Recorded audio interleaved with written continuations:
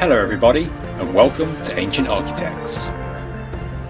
You may think that the Great Pyramid of Egypt has given up all of its secrets, but there are a number of clues and peculiarities that point to a secret door inside the king's chamber. In actual fact, another door has to exist, because without it, it would have been impossible to seal up. There is a 2 centimetre difference between the floor levels of the king's chamber and the entrance corridor into it, the latter being lower. Also, the cross-sectional area of the corridor between the Grand Gallery and the portcullis chamber is smaller than the corridor between the portcullis chamber and the king's chamber. So, to put it in basic terms, the block that sealed the king's chamber could only have been pushed into place from inside the chamber. The block that sealed the entrance to the king's chamber therefore never passed through the portcullis chamber. Due to the difference in the floor level, if any thieves reached the back of the block via the connecting chambers, they would have had to have smashed through it to gain entrance. That's what happened more than 1,000 years ago, when Al-Mamun broke into the king's chamber in 850 AD, and until recently, the smashed block remained inside the king's chamber, as seen in this picture. Where it is now is anybody's guess.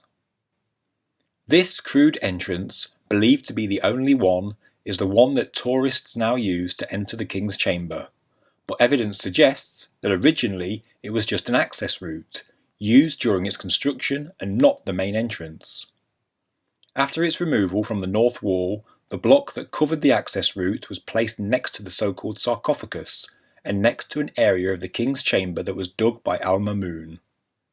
At the west side of the north wall, he and his men dug down, creating a small cavity, and this has since been covered over with metal sheeting with a faux stonework appearance, on which now sits a dehumidifier unit, concealing it from view.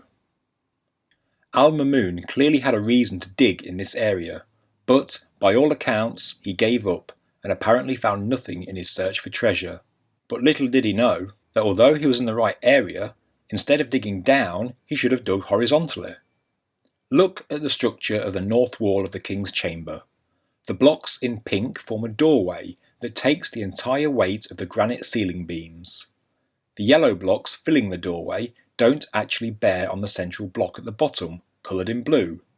This block was therefore the final block to go into the wall, sealing it up. The block is free to move without altering the strength of the wall.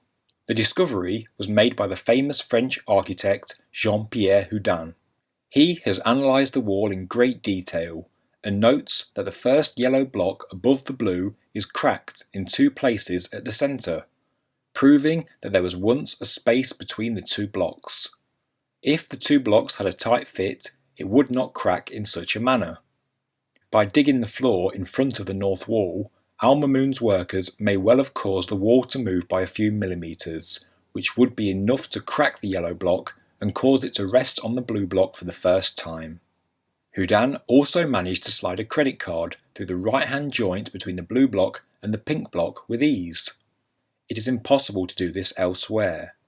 We've all heard that the blocks of the Great Pyramid are so precise that you can't even fit a razor blade between them.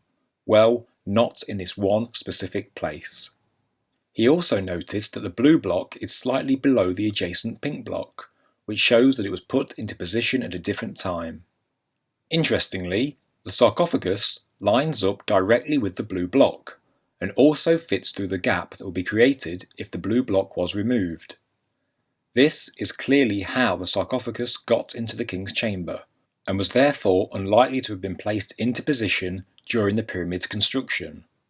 These new findings mean that it could certainly have been placed into the pyramid at a later date. So what's behind the door? Houdin, who takes the Egyptological interpretation that the pyramid is Khufu's tomb, believes there are 2 antechambers, like we see with the Egyptian Red Pyramid. We also see 2 cubicles in the Pyramid of Medum, and 2 continuous rooms in the Bent Pyramid. His logic certainly makes sense. Furthermore, the 2 hidden chambers explain the misalignment of the Grand Gallery, which deviates from the pyramid's north-south axis. It also explains an area of low density, which was found in a microgravity survey back in the 1980s. He believes that these antechambers contain Pharaoh Khufu's possessions for the next life. Clearly, Al-Mamun never got access to these chambers, and nobody else had since, so the contents of the concealed rooms could well be undisturbed. Egyptian authorities, of course, know everything that is mentioned in this video, but have not allowed for further excavation in the Great Pyramid, even though it could provide proof that the pyramid was Khufu's tomb. So why don't they allow it? The answer? Because it wasn't his tomb, and probably wasn't anybody else's either. I believe the damaged sarcophagus was slid into the king's chamber through the true entrance once the pyramid was complete, to stop any further exploration in future years. The damaged sarcophagus, which was clearly damaged before the pyramid was sealed due to the nature of the damage, gave the appearance of an already looted tomb, a damaged sarcophagus and an empty chamber. The room was then sealed for the acoustic reasons that I mentioned in my previous video. I have no doubt that the Egyptian authorities already know what lies beyond the true doorway, and that is why they choose not to publicly excavate. We know that they have done private exploratory examinations in the so-called air or star shafts, and there is reason to believe that there have been secret excavations in the pyramid's hidden antechambers. In the video by the Pukajay Productions channel, they show a crude padlock mesh doorway just before you enter the king's chamber. In Houdin's model, he predicts there should be an access chamber here, another way to reach the antechambers, and, surprise surprise, there is a man-made cavity in the wall in this exact position. It bends around to the left, and there isn't a great deal you can see, but it's totally off limits to the public, and never mentioned by Egyptologists. The people at the Pukajay Productions channel even asked Zahi Hawass what was behind the door, and Hawass totally dismissed them. I believe the doorway is relatively recent, a crude entrance to the antechambers, the secret parts of the pyramid that may well tell the full story of what the pyramid is and who built it, and the fact that they haven't disclosed details leads me to believe that the findings were not what they expected.